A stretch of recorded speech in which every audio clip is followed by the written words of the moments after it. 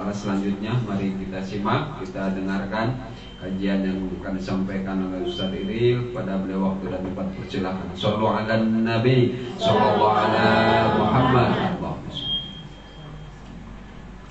Bismillahirrahmanirrahim. Assalamualaikum warahmatullahi wabarakatuh.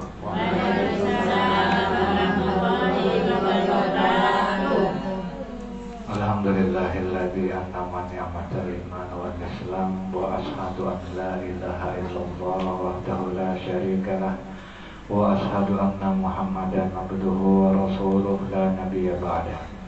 Allahumma salli wa sallim wa barik ala sayyidina Muhammadin wa ala alihi wa sahbihi ajma'in, nama ba'du.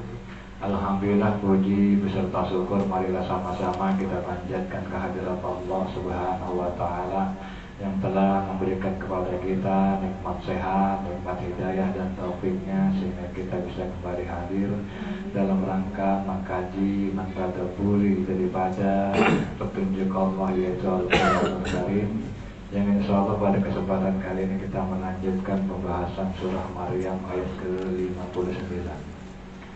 Di ayat sebelumnya, di ayat 58, Allah Subhanahu wa Ta'ala telah menerangkan, atau di ayat-ayat sebelumnya, yaitu mengenai kisah para nabi, yang mana disimpulkan bahwa para nabi itu ulaikal ladzina an'amallahu alaihim, mereka adalah orang-orang yang Allah kasih nikmat. Nah, ini kisah para nabi. Maka yang selanjutnya yaitu apa? Fakhalafa, maka meneruskan memba'dihim, setelah para nabi tadi, khalfun, yaitu penerus adha'u as-salat, yaitu penerusnya ini adha'u salat, dia melalaikan salat, wattaba'us sahwat, dan dia mengikuti sahwat hawa nafsunya. Fasawfa yalqawna ghayya, maka mereka akan menemukan kesesatan. Nah, jadi di dalam ayat ini Allah menerangkan tentang kisah yang selanjutnya, yaitu kisah penerus atau orang-orang yang ada di belakang para nabi, orang-orang yang ada diberikan setelah orang-orang diberikan nikmat. Ternyata penerusnya ini, penerus mereka itu adalah orang-orang yang justru dia itu melalaikan sholat, dia mengikuti yang namanya hawa nafsunya. Di dalam tafsir ini saya mengatakan bahwa di sini kita menemukan wahuna kafarqun bainal khalq wa khalaq. Ada perbedaan antara khalq dan khalaq, yaitu apa? Yang pertama dengan disukunkan. Disukunkan maka itu bermakna keturunan dan juga bermakna orang-orang yang buruk dia punya perilaku. Sementara khalaq itu bermakna orang yang memiliki perilaku yang baik, yaitu para nabi. Jadi keturunan atau orang-orang yang hidup setelah Nabi, pengikutnya, ternyata apa Bu? Ternyata makin jauh dari tuntunan Nabi. Salah satu bentuk yang paling menonjol yaitu mereka lalai daripada salat. Artinya apa Bu? Ini mengisyaratkan bahwa terkadang semakin jauh kita terhadap kebenaran, semakin kita nggak mengikuti petunjuk-petunjuk sebelumnya, itu maka akan menjadikan semakin kemari semakin lalai kita dari petunjuk Allah.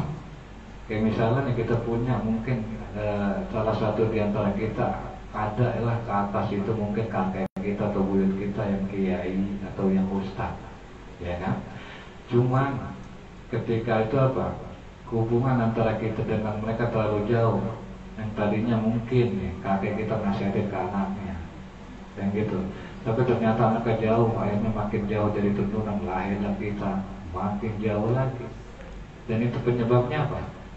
Kita nggak menjaga diri kita, kita nggak tetap mengarahkan kita pada jalan yang benar, sehingga apa? Makin kemari keturunan makin nggak beres, atau pengikut setelahnya makin nggak beres. Karena apa? Karena mereka nggak menjaga atau nggak mengikuti orang-orang sebelumnya, yaitu orang-orang soleh.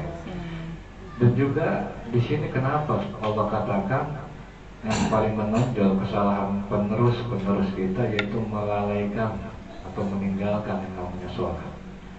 Karena sholat ini kita sudah sama-sama tahu merupakan tiangnya agama, dan bahkan bisa dikatakan di dalam hadis, farqu bainal abdi wa bainas syirki tarku sholat. Yang membedakan antara seorang hamba dan seorang yang musyrik itu apa? Yaitu tadi ketika dia meninggalkan sholat, gitu. Makanya seperti saya selalu ulang-ulang dalam pembahasan sebelumnya, bahwa enggak ada satupun alasan yang menjadikan atau meringankan kita untuk meninggalkan sholat, enggak ada. Kalaupun ada, itu alasan yang meringankan kita untuk melaksanakan sholat. Udah saking harus, enggak ada alasan apapun, alasannya udah enggak ada. Ketika kita sakit, kita bisa duduk. Ketika nggak bisa duduk, kita bisa tidur, kan begitu. Ketika pun misalnya kita nggak bisa wudhu, seperti saya bilang, nggak bisa tayamum, kita bisa langsung sholat tanpa wudhu, tanpa harus tayamum, selama otak kita masih waras. Itu yang selalu saya tekan, artinya apa? Itu tadi, nggak ada alasan apapun. Kalaupun misalnya ternyata kita ketiduran, atau subuh kesiangan, atau isya ketiduran, kita harus qadha, itu bayar, itu sholat yang ditinggalin. Saking apa? Udah nggak ada alasan. Kalaupun misalnya tidur, kita ketiduran, dimaafin sama Allah, cuma tetap bayar, tetap ganti. Subuh kesiangan, oh nggak masalah, dimaafin sama Allah, nggak dosa. Kalau alasan karena tidur, tetap harus diganti dengan niat qadha, kan gitu. Sholat misalnya subuhi waktu ini jangan ada qadha, niatnya udah begitu, udah ganti, bukan ada. Kalau misalnya subuh kesiangan, gitu, niatnya kalau mengganti subuh tadi yang kesiangan tadi, harus, walaupun misalnya sholat subuh jam 9 atau jam 10 pagi, ya nggak apa-apa. Yang penting apa? Sholat niatnya qadha, yang istilahnya subuh tadi kita siang. Saking aku nggak ada alasan apapun untuk kita meninggalkan sholat. Bahkan misalnya nih, ibu-ibu selama itu mungkin baru sholat mungkin di usia misalnya 20, ya maka dari mulai balik sampai usia ibu 20, yang sholat berapa rakaat sholat yang ibu tinggalin, itu ibu mesti bayar. Saking apa itu? Harus, nggak ada alasan. Yang jelas apa? La yukallifullahu nafsan illa wus'aha. Allah nggak akan membebani kepada kita satu perintah yang kita nggak mampu. Nggak mungkin itu. Dan bahkan dari ibu-ibu termasuk Allah yang apa? Termasuk orang yang diringanin sama Allah. Ada masa-masa di mana yang Allah nggak nuntut kok harus dibayar berganti, enggak. Kalau nifas begitu juga. Karena apa ya? Karena Allah tahu itu ada satu yang sulit, berat juga kalaupun dibayar. Tapi ketika nggak ada halangan atau alasan-alasan selain dasar kewanitaan seperti nifas dan lain, tetap harus diganti dan dibayar. Dan ini juga menjadi peringatan bagi kita bahwa kita, yang namanya kan kita punya anak, punya cucu, maka perhatikan itu sholatnya.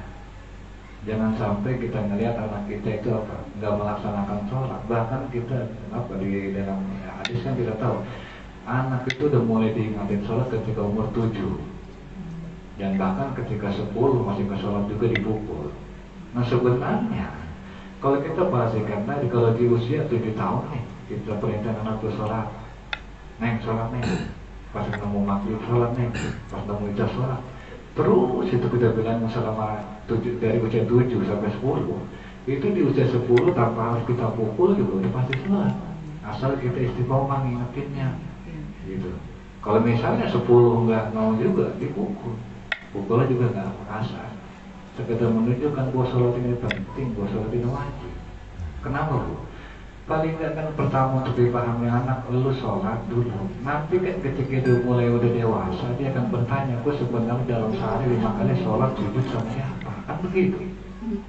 Ketika dia mulai udah bertanya dan mengerti, gue sujud sholat tiap hari sama siapa? 5 kali sehari. Ketika timbul pertanyaan tadi, maka timbul hasrat untuk mengenal sama orang yang sama-sama zat ya disembah. Kan begitu. Nah, ketika ada hasrat, begitu mulailah kita kenalkan dengan kajian-kajian seperti bagaimana cara mengenal Allah, salah satunya dengan kita baca petunjuk Allah. Karena apa? Karena sholat ini bisa dikatakan kalau kata Buya Hamka ya, kalau kata Buya Hamka, orang yang istilahnya benar dia punya sholat pasti benar sama manusia hubungannya. Kalau dia benar hubungan sama Allah, pasti bakal benar juga hubungannya sama manusia. Ada juga orang yang selain benar hubungan sama manusia, belum tentu dia benar sama Allah. Tapi kalau misalnya ibu melihat, oh enggak tuh ada Pak Haji misalnya, rajin sholat berjamaah tapi enggak benar, nah itu dia termasuk kategori orang yang masih lalai yang sholatnya. Artinya apa? Seharusnya sholat itu inna sholat tak tanha anil fahsai wal munkar. Sholat itu kan mencegah dari perbuatan keji dan munkar. Kalau misalnya kita masih lihat ada Pak Haji, ada Ustaz yang kita kenal tahu dia sholatnya aja, tapi tingkah lakunya masih nggak beres, maka itu ada salah dalam sholatnya. Jangan salahin istilahnya ininya, sholatnya dia yang salah dalam memaknai sholat itu sendiri. Sehingga apa? Sholat jalan terus, jahat sama manusia masih jalan terus, artinya apa? Salah, masih lalai. Ketika udah lalai, ketika sama Allah misalnya udah nggak bagus hubungan anak kita, maka yang ada apa? Yang ada yaitu tadi di kelanjutan ayat, dia akan mengikuti dia punya hawa nafsu, itu semaunya. Kalau orang udah nggak kenal Allah, udah nggak kenal siapa tahu Tuhannya, kan begitu ujung-ujungnya. Tingkah laku udah semuanya dah, nggak ada batasan, nggak ada rambu-rambu yang dia lihat, gitu. Makanya ya di sini kan ya terhulul kayak apa di sini watabasahawat fasaufa yalqawna ghayya, maka mereka akan menemukan yang namanya kesesatan. Artinya bahwa tidak punya di jalan keluar, baik di kehidupan dunia, hidupnya buntu, nggak punya jalan hidup yang jelas.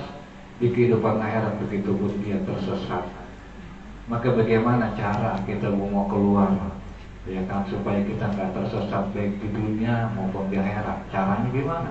Di kelanjutan ayat Allah Subhanahu wa taala berfirman, illa man taba wa amana wa amila shalihan, kecuali man taba, orang yang kembali, orang yang bertaubat, wa amana, dan dia beriman, wa amila shalihan, dan dia beramal soleh, fa ulaika yadkhulul jannah wala yujlamuna syai'a, maka Allah akan memasukkan dia ke dalam surga dan Allah nggak akan menjolimi sedikit pun kepada dia.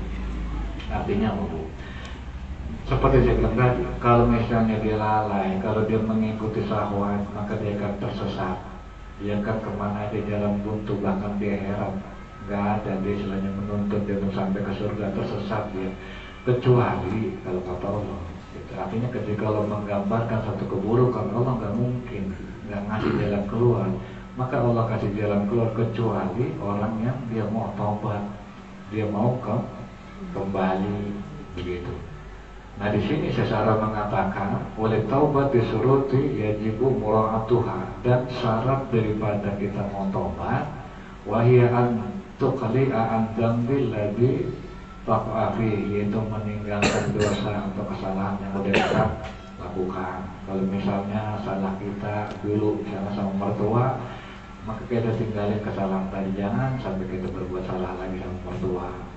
Kalau kita sebelum salah mendidik anak nggak ngarahin biar benar, maka kita berusaha untuk meninggalkan kesalahan dalam metode kita mendidik anak, kan gitu. Dan selanjutnya syarat yang kedua yaitu wa tunzama ala ma badara minka, yaitu apa? Kita menyesali.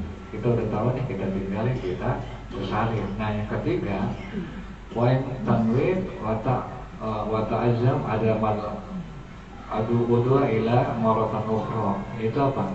Kita berazam, kita berniat jangan diulangi lagi. Nah jadi salah taubatan nasuha itu yang pertama, kita tinggalin maksiatnya, ya kan? Kita menyesali perbuatannya dan kita berjanji berniat jangan melakukan lagi, itu taubatan nasuha. Nah itu pertanyaan, bagaimana kalau misalnya kita ulangin lagi? Kita ulangin lagi itu kesalahan. Ya kalau misalnya kita ulangin lagi, ya kita taubat lagi. Bagaimana kalau besok diulangin lagi? Ya taubat lagi, gitu. Taubat sambel dong. Ya misalnya ada yang bilang taubat sambel, iya benar taubat sambel. Tapi apakah Allah nggak ngampuni? Allah pasti ampuni. Kenapa Bu saya bilang begitu? Di dalam satu ayat, di ayat lain Allah bilang apa? Ya ibadiyalladzi asrafu ala anfusihim, wahai hambaku yang apa? Yang dia melampaui batas atas dirinya. Kalau ditobat besok melakukan lagi, tobat besok melakukan lagi, orang yang apa? Melampaui batas orang begitu. Nah, Allah panggil, wahai hambaku yang melampaui batas. Nah, sekarang sebelum saya membahas lebih jauh, Allah di situ pakai kata apa, bro? Ya ibadiyah, lagi ibadi. Allah panggil kita itu dengan sebutan hambaku. Posisi atau derajat tertinggi manusia itu apa? Hamba. Maka ketika Allah mengatakan ya ibadiyalladi, wahai hambaku, artinya itu panggilan sayang, itu panggilan Allah ngarep sebenarnya. Kenapa? Kita dipanggil sayang sama Allah. Wahai hambaku, alladzina asrafu ala anfusihim, yang udah terapa berlebihan melampaui batas terhadap diri kamu sendiri, ngelakuin dosa besok ngelakuin lagi, ngelakuin dosa besok ngelakuin lagi. La taqnatu min rahmatillah, jangan kamu putus asa atas rahmat Allah, jangan kamu putus asa atas kasih sayang Allah. Kalau kata Allah, enggak ya Ustaz, dosa saya udah keterlaluan, saya udah dosa, misalnya pernah berzina, innallaha yaghfiru dzunuba jami'a. Kalau kata Allah, sesungguhnya apa? Allah mengampuni semua dosa. Saya udah pernah, kesalahan saya dulu sama suami ngelawan misalnya, maka apa? Innallaha yaghfiru dzunuba jami'a. Kalau kata Allah, sesungguhnya Allah mengampuni semua kesalahan, apapun kesalahan yang kamu punya. Apa kesalahan terbesar kita? Yang mungkin belum merenung, coba kesalahan terbesar ke dalam hidup kita apapun itu, kalau kata Allah, innallaha la yaghfiru dzunuba jami'a, sesungguhnya Allah mengampuni semua kesalahan semuanya. Itu apa? Ini kan merupakan udah gambaran yang jelas. Maka di kelanjutan ayat Allah bilang apa? Innahu huwal ghafurur rahim. Kalau kata Allah, sesungguhnya Dia itu apa? Maha pengampun lagi maha penyayang. Jadi kalau misalnya besok kita ulang lagi, tobat lagi. Besok kita ulang lagi, tobat lagi. Wajar bu, manusia. Namanya manusia tempat salah, tempat dosa.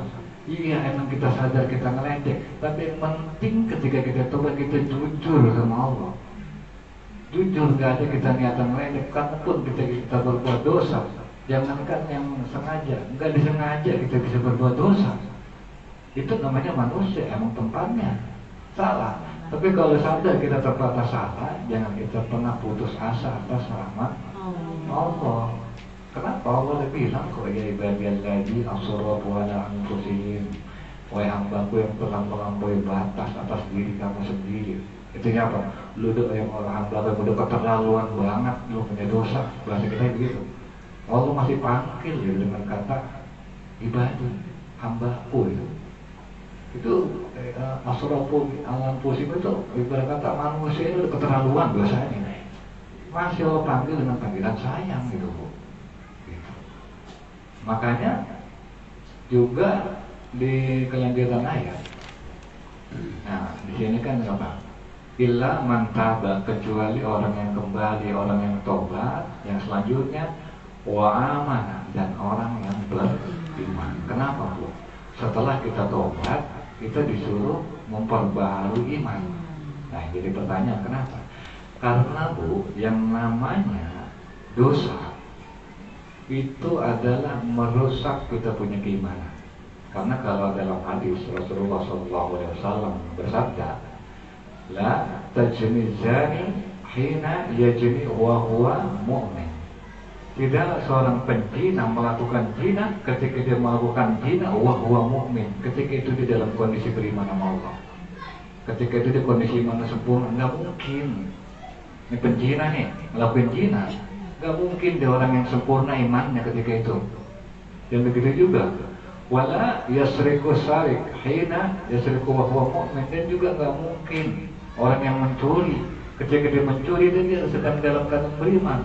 Itu gak mungkin ketika itu dia kondisi imannya sempurna.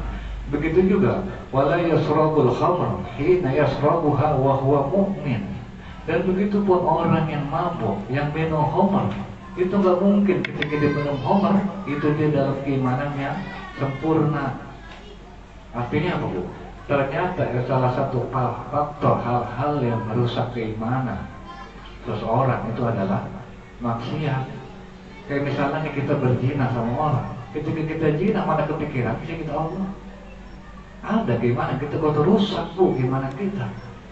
Pas baru sadar nih, oh gua salah, baru keimanan dia datang. Terus ya Allah nyesal baru. Kenapa? Karena kondisi orang beriman ketika itu kondisi imannya lagi rusak.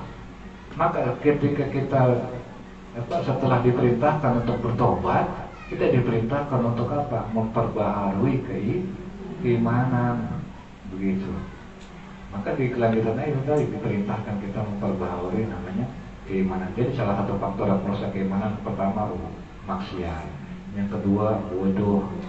Makanya bu, kita ngaji sejatinya nih kita ngaji itu untuk memperbaharui kita punya keimanan. Semakin kita ngaji siap, makin iman kita kepada Allah makin mantap. Semakin kita sering ngaji, semakin yakin kita akan adanya Allah. Inilah pentingnya ngaji. Karena selain maksiat yang merusak keimanan, kebodohan itu merusak keimanan. Dan pada akhirnya apa? Allah nggak akan benar-benar dianggap. Maksiat yang tetap jalan, nyakitin orang yang tetap jalan, ngomongin orang yang tetap hayo. Kalau misalnya kita ngaji, maka apa? Itu salah satu bentuk kalau kita pengen memperbaharui kita punya keimanan. Dan juga yang terakhir yang merusak keimanan itu pergaulan. Oke nih ibu ngaji, tapi ibu nongkrong ya sama ibu tukang gosip, tetap aja kan merusak ibu punya iman. Maka hati-hati tempat kita perhatiin di tempat kita punya nongkrong. Syukur-syukur bukan kita yang terpengaruhi, kita pengaruhi dia untuk ikut ngaji. Syukur-syukur bisa seperti itu. Gitu. Makanya apa? Di sini juga dikatakan yaitu bahwa setelah bertobat Allah perintahkan kita beriman. Wa amila sholihan, dan juga yang selanjutnya itu beramal soleh. Artinya bahwa kita sudah tobat, kita perbaharui keimanan, maka kita tutupin keburukan kita dengan berbuat baik. Gitu. Kalau misalnya udah itu yang kita lakukan, faulaika yadkhuluna al-jannah, maka apa? Maka mereka itu akan dimasukkan Allah ke dalam surga, la yuzlamuna syai'a, dan Allah gak bakal menzalimi dia. Artinya apa? Apa yang akan menjadi haknya Allah kasih. Gitu. Apa yang menjadi istilahnya milik dia nggak bakal Allah kurangi. Yang penting itu syaratnya. Itu tadi kita kembali, kita beriman dan beramal soleh, kan gitu. Dan juga ini juga mengajarkan betapa yang berbuat memang benar yang namanya taubat atau istighfar itu banyak manfaat. Salah satu di antara manfaatnya itu tadi, Allah ketika kita bertobat itu bukan cuma diampuni, Bu, dikasih hadiah layak, surga, kan begitu. Bukan sekedar diampuni, kita punya salah, kita taubat, kita beriman, beramal, bukan itu doang. Dikasih sama yang namanya Allah itu hadiahnya, plus hadiahnya itu apa? Surga. Bahkan kalau gue mau tahu, salah satu di antara resep kita pengen dijabah kita punya doa, maka jadikan istighfar itu wirid rutin kita. Kalau lagi kita misalnya lagi masak, sampai istighfar. Karena ada satu cerita begini, di zaman Imam Ahmad. Jadi Imam Ahmad ini adalah ulama besar, yang dia ini banyak pengikutnya, banyak muridnya. Karena apa, Bu? Imam Ahmad ini dia hafal hadis sampai jutaan. Hafal hadis bukan sekedar hadisnya, periwayatnya siapa sampai misalnya dari anu sampai Rasulullah. Itu dia tuh Imam Ahmad. Sampai satu ketika ada orang dia ini berdoa pengen ketemu Imam Ahmad. Nah satu waktu Imam Ahmad gak tahu dia kepikiran, lah gue kenapa ya pengen jalan-jalan ke Basrah. Tapi nggak tahu kenapa dari Basrah ini Imam Ahmad nggak punya saudara, nggak punya keluarga, jadi pengen aja jalan. Akhirnya apa? Dia udah jalan lah Imam Ahmad itu ke Basrah. Ketika nyampe Basrah karena Imam Ahmad nggak punya saudara, nggak punya keluarga, tidurlah di masjid, ya kan? Sampai ada di masjid itu apa? Diusir sama marbotnya. Bapak bangun tak? Ngapain di sini? Kak saya mau istirahat sebentar, nggak bisa Pak. Keluar Pak, dari nggak boleh. Sampai itu Imam Ahmad ulama besar, karena dia mengalami tawadu, dia juga nggak lantas ngaku ulama, enggak. karena dia ulama besar dia tawadu, ya udah. Ketika diusir, dia terima sampai ketika Imam Ahmad diusir, ada tuh satu toko roti itu melihat dari jauh Imam Ahmad ketika lagi didorong-dorong diusir. Sampai akhirnya apa? Itu tukang roti nanya, iya kenapa Pak ini? Enggak ini dia, ya udah Pak. Sekarang mah gini aja Pak, Bapak mau kemana?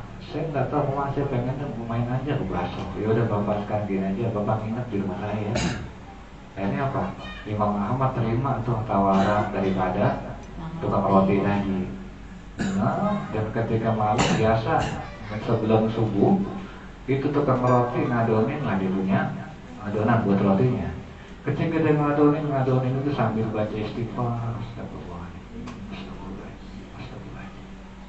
Tapi Imam Ahmad kan bertanya-tanya, ini apa? Kenapa alasannya apa dia baca istighfar? Ditanya lah saya mau. Itu kamu biasa begini baca istighfar? Iya. Udah berapa lama? 10 tahun nih. Saya Mas begini nih, karena dia belum tahu bahwa itu Mama. Karena berdoa minta ketemu Mama tuh kalau tidak.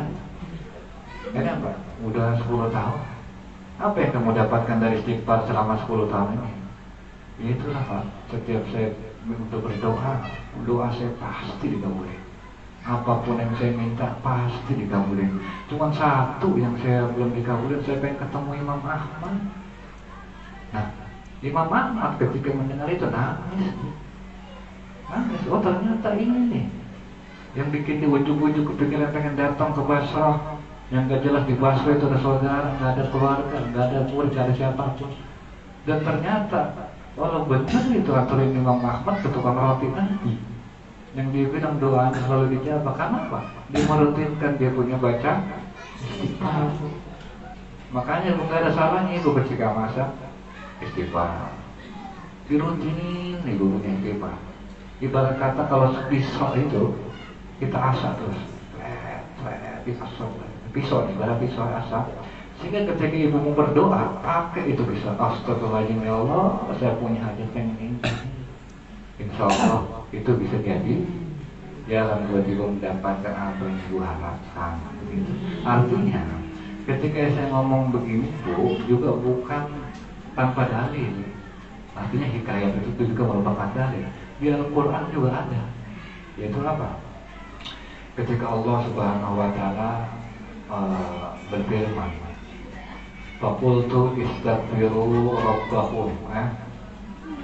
Iya, Faqultu mengatakan oleh kamu istaghfiru rabbakum, beristighfarlah kepada Tuhan kamu, innahu kana ghaffara. Sesungguhnya Allah itu Maha pengampun. Ketika kita beristighfar, yursilis samai alaikum midrara, kalau kata Allah, maka apa? Allah akan mengutus langit menurunkan hujan apa? Hujan yang lebat. Hujan yang lebat itu tak merupakan tanda Allah akan memberikan kemakmuran. Wa yumdidukum bi amwalin, dan juga Allah akan memperbanyak dengan apa? Memperbanyak harta kita. Wa banin, dan akan memperbanyak atau memberikan kepada kita keturunan. Gitu. Makanya salah satu resep buat yang pengen punya keturunan itu tadi, perbanyak istighfar.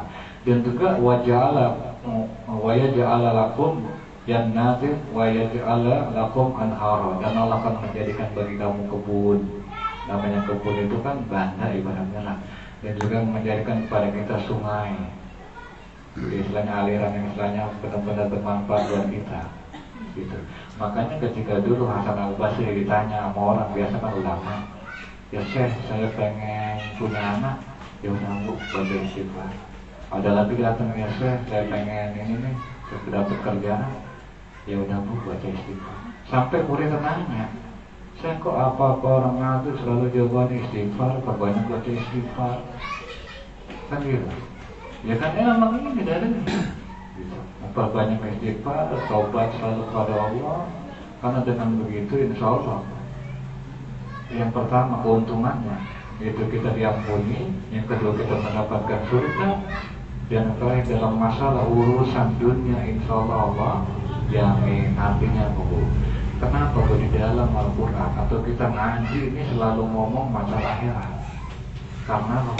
Karena akhirat adalah masalah atau ada masa yang paling mencekam seorang manusia yang bakal kita hadapi, di mana nanti kita akan kembali pada mahsyar, di mana nanti akan ada tiupan sangkakala yang mengguncang. Nah, jarak antara tiupan sangkakala pertama ke sangkakala kedua itu 50.000 tahun. Coba bayangin berapa lama nanti kita nunggu ketika matahari jengkal. Sehingga kenapa Allah selalu ngebahas, Allah pengen berharap kita semua hambanya dapat kebaikan akhirat. Maka sehingga itulah kenapa di dalam Al-Quran, di dalam setiap pengajian selalu berbicara tentang akhirat. Artinya apa? Untuk hal yang berbau akhirat aja yang masa sulit Allah bantu, apalagi urusan dunia yang nggak lebih sulit daripada nanti kita menghadapi akhirat, begitu Bu. Ya mungkin itu saja dari saya. Akhirul kalam, wassalamualaikum warahmatullahi wabarakatuh.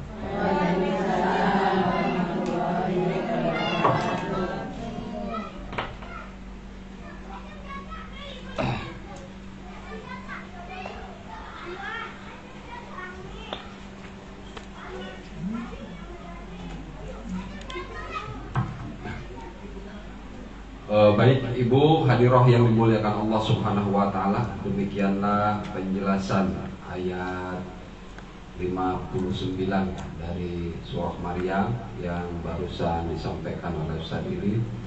Tadi sudah dijelaskan bahwa kemarin kita sudah membahas tentang keberadaan para nabi dan orang-orang yang dianugerahi kebaikan oleh Allah Subhanahu wa taala. Kemudian setelah itu menjelaskan tentang keberadaan orang-orang yang sesat. Ini namanya Al-Quran. Tadi di awal sudah saya jelasin bahwa Al-Quran ini panduan kehidupan, supaya hidup kita ini terarah, supaya tujuan kita tidak melenceng sampai kepada sasaran, yaitu ridho Allah Subhanahu wa ta'ala. Oleh sebab itu Syekh Mutawalli As-Sa'rawi memberikan tips dari ayat ini, bahwa tadi dijelaskan pangkal dari kesesatan itu diawali dari lalainya melakukan sholat. Jadi melalaikan sholat. Maksud lalai di sini, jadi kita ini kan memahami begini. Kalau orang awam itu memahami melalaikan sholat itu, kalau sholat johor misalnya masuk waktu sholat johor jam berapa? Jam 12. Habis misalnya jam 3. Sholat misalnya sholat johornya setengah 3. Nah itu disebutnya lalai. Bukan itu maksud lalai di sini. Jadi maksud lalai di sini, jadi lalai dari ilmu sholat. Jadi sholat itu nggak dipelajari. Coba Ibu sekarang tanya, ini orang-orang sekarang yang ke masjid 5 waktu misalnya, kemudian sholatnya berjamaah, tanya satu-satu, rukun sholat berapa, sunnah yang dimaksud rukun sholat itu yang 17, kemudian ada yang 13 kan, ada yang 19, ulama menyebutkan, tapi itu semua itu dibagi berapa, itu kan nggak ada yang tahu ilmu-ilmu sholat. Nah sekarang ini kita ini dihadapkan dengan melalaikan sholat. Jadi sholat ini seakan-akan perbuatan biasa, kayak kita macul. Kalau macul itu kan cuma ngelihat orang macul begini-gini, ya udah begitu. Sholat ini kan perlu ilmu fikih, kemudian yang ditunjang dengan keimanan. Karena apa? Karena yang namanya sholat itu tiangnya agama. Kalau misalnya sholatnya roboh, ya agama kita ampar-amparan, nggak bisa berdiri dengan tegak. Makanya sangat pas apabila Syekh Mutawalli As-Sa'rawi menyebutkan pangkal dari kesesatan itu berawal dari melalaikan sholat. Itu yang pertama. Yang kedua, Ibu, mohon maaf, sekarang nih kita sebagai orang tua misalnya harus diakui dengan sesadar-sadarnya bahwa kita ini sudah lalai dari sholat, dari ilmu sholat. Coba orang tua kebanyakan di kita ini, kalau anak kita misalnya nggak tahu ilmu sholat, sama dia nggak tahu pelajaran sekolah yang ditugaskan oleh gurunya, itu galaunya luar biasa.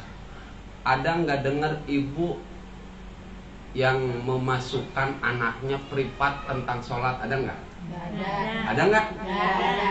Nggak ada kan? Nggak ada. Ada privatnya bahasa Inggris, Ada. matematika, IPA, ini kan begitu. Itu sampai privat. Sementara sholat nggak ada yang begitu. Padahal coba cek anak-anak kita. Nah, misalnya sholat, kamu suka sholat nggak? Sholat. Tanya ilmunya. Kenapa kita nggak bisa begitu? Karena kita juga nggak ngerti tentang sholat. Sholat ini hanya sebatas apa? Ritual saja. Sehingga sholat itu tidak berfungsi. Padahal yang namanya sholat itu kan kata Quran itu udah pasti. Tanha anil fahsya'i wal munkar. Kalau orang sholatnya bagus, insya Allah hubungan sama Allah, hubungan sama manusia akan baik. Makanya ini merupakan introspeksi lah buat kita tentang masalah sholat ini. Saya mohon maaf, di sini kan ngaji tafsir ya. Itu kan kenapa saya kemarin sarankan ngaji di mana saja. Jadi nanti tanya sama ustazah, kan banyak pengajian yang lain tentang masalah sholat. Diperdalam masalah sholat itu. Supaya apa? Supaya sholat kita ini berkualitas sebagai sarana pendekatan diri kepada Allah Subhanahu wa Ta'ala. Sehingga ketika kita lagi sujud, kita harus meyakini bahwa Allah lagi bersama kita. Kita harus meyakini ketika kita sujud, ketika kita mensucikan Allah, Allah akan menolong kita. Harus seperti itu bu, orang beriman itu. Makanya apa? Makanya orang kalau sholat itu nggak pernah galau. Orang kalau udah sujud itu nggak pernah galau. Ngadepin apa aja tenang. Kenapa? Karena meyakini ketika kita sujud, kita lagi dekat-dekatnya dengan Allah. Dan Allah tidak akan menyia-nyiakan kita. Bahkan tadi disebut oleh Ustaz Iri, Allah memanggilnya apa? Ya ibadi, wahai hambaku. Itu panggilan yang tertinggi kepada orang yang sholat, kepada orang yang senantiasa bertaubat. Makanya dari mulai sekarang, yang punya anak, yang punya cucu, tanyalah masalah sholatnya, diperiksa kewajiban kita. Karena begini bu, yang namanya kesesatan ini ibarat handphone, ini ada di sini. Ini tujuannya ke sono jauh. Ini mesti lurus. Kalau misalnya lurus mesti kena. Kalau dari sininya bengkok sedikit, ini bengkok arahnya kemana? Itu makin jauh perjalanan, itu makin jauh arahnya. Sholat itu seperti itu. Kita mempelajari sholat segini kita. Bagaimana dengan anak kita? Makanya saya itu diprotes sama anak saya. Ya kenapa sih pakai harus pesantren? Itu semua anak saya itu protes begitu. Tadinya awalnya ketika saya masukin pesantren dia protes. Saya jawab, ayah hanya bisa ngajarin seperti ini. Dan yang dibutuhkan oleh kamu itu lebih dari ini. Ya saya harus pesantren. Akhirnya ya anak-anak mengerti. Karena apa? Karena saya kan hanya bisa mengajarkan sholat secara fikih dasar, tidak mengajarkan lebih dalam. Sementara sholat ini kan tiang agama. Jadi kita itu kalau lagi sholat itu harus merasakan betul bahwa kita ini lagi menghadap Allah. Makanya saya itu ditanya kalau lagi di pasar kan gitu ya, bang kemana? Ya kan kalau di sana itu ya kayak orang lagi dagang aja, mau laporan apaan? Ya laporan karena gua masih hidup. Jadi saya jawab begitu, saya nggak pernah bilang lagi mau sholat karena mereka nggak pada sholat kan. Nanti kalau misalnya kita bilang lagi sholat, katanya sok-sokan. Saya bilang begitu aja, saya mau laporan bahwa saya masih hidup. Karena kalau udah mati kita nggak sholat. Memotong sedikit berkaitan tadi dengan sholat, dengan kalian tadi ya. Saya dari rumah tadi udah mempersiapkan pertanyaan satu Bapak Ustaz. Saran memperbaiki sholat, karena kita sering banget karena dikasih saran gitu, perbaiki sholatnya gitu. Ya. Kan ada kaitannya tadi itu, makanya sekalian dijelasin. Jadi masalah memperbaiki sholat itu yang pertama kita pahami dulu secara fikih ilmu sholat kan. Jadi kita itu harus tahu dari mulai syarat sah kan begitu. Jadi kita harus memastikan bahwa sebelum sholat apa yang harus kita lakukan sehingga sholat kita ini tidak ada yang terganggu kan gitu. Artinya kalau bahasa dulu teman saya almarhum almarhumlah Haji Dullah, jadi dia suka cerita sama saya. Jadi kita itu harus tahu pasti bahwa sholat kita ini jadi. Jadi kalau bahasa dia jadi disebut jadi itu kalau bahasa fikih itu sah kan gitu, selesai, tidak ada batal, tidak ada cacat kan. Itu kan perlu ilmu. Nah yang namanya sholat itu kan bukan hanya sholat, itu ada perangkat yang lain. Pertama bagaimana kita mengenal air kan, air yang dipakai bersuci, baik menyucikan najis, menyucikan hadas kecil, menyucikan hadas besar, itu kan makanya dalam fikih dasar itu kan yang pertama dibahas itu tentang apa? Tentang toharah. Kita ini kan yang namanya sholat itu ada aturan, tempat yang kita tempatin buat sholat, kemudian pakaian yang kita pakai, badan kita kondisi harus seperti apa. Itu baru di kulitnya doang kan. Nah itu belum nanti masuk ke batin agar kita khusyuk. Khusyuknya itu seperti apa? Jadi khusyuk sehingga kita ini menjadi seorang yang ihsan, yang meyakini bahwa kita ini lagi dipandang oleh Allah Subhanahu wa Ta'ala. Makanya saya sarankan nanti diperdalam sama ustadz yang lain. Kalau misalnya sama saya, yang nggak bisa di sini kan begitu. Nanti apa mau privat ke rumah tentang masalah sholat. Karena sholat ini perbuatan kelihatannya sepele, Bu. Makanya orang yang ahli sholat sama tukang sholat itu beda. Jadi kalau tukang sholat itu ya tukang sholat, ya sholat terus gitu. Tapi orang ahli sholat itu ya beda.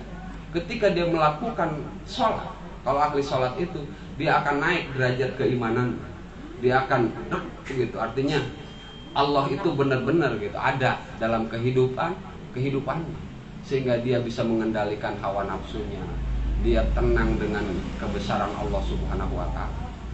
Jadi sholat ini nggak main-main. Nah, cuman dalam masalah ini tadi dijelaskan pangkal dari kesesatan itu adalah melalaikan sholat. Ini nggak bisa dibantah, ibu-ibu termasuk saya, semua kita harus mengakui bahwa kita ini sudah melalaikan tentang sholat. Sekarang ini kebanyakan orang sholat itu hanya melihat, ya kan, cuman nungging seperti itu doang. Kualitasnya tidak ada. Ya kita harus introspeksi diri kan.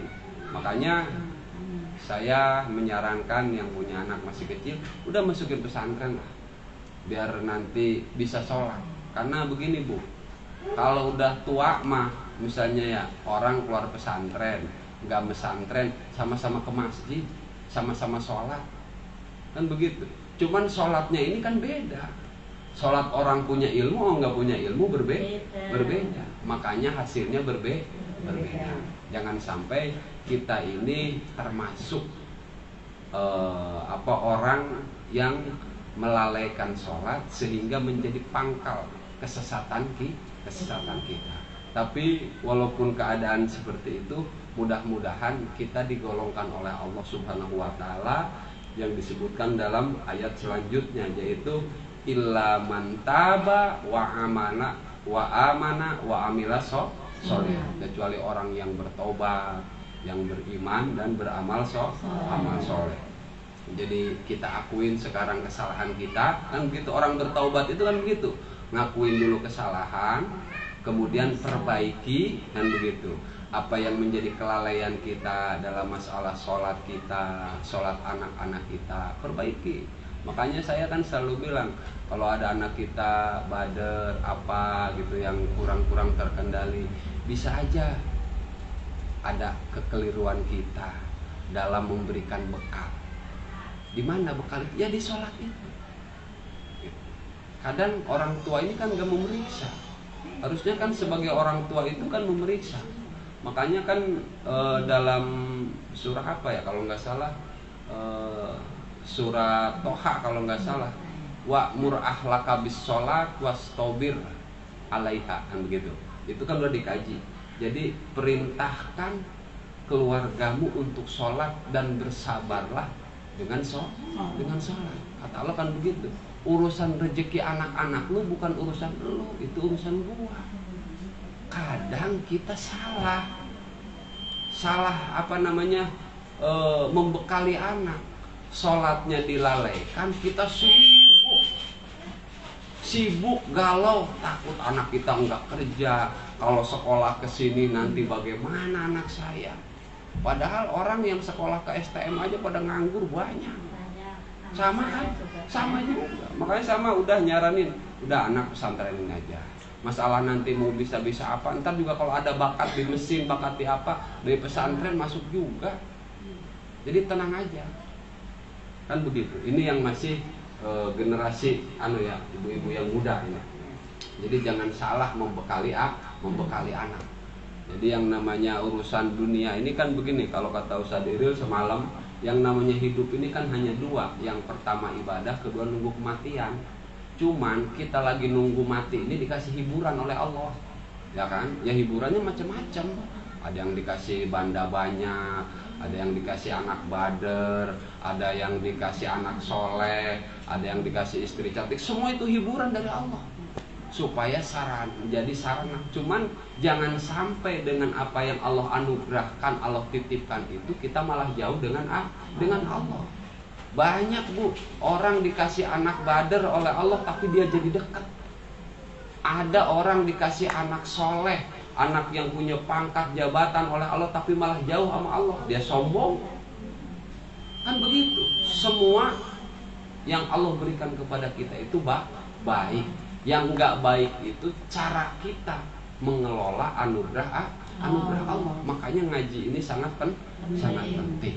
Tadi resep-resepnya sama Ustaz Iril di akhir sudah diberikan agar mudah urusan kita. Kalau ijabah doa kan kita terlalu jauh. Kita mau biar mudah urusan aja lah, kan begitu ya.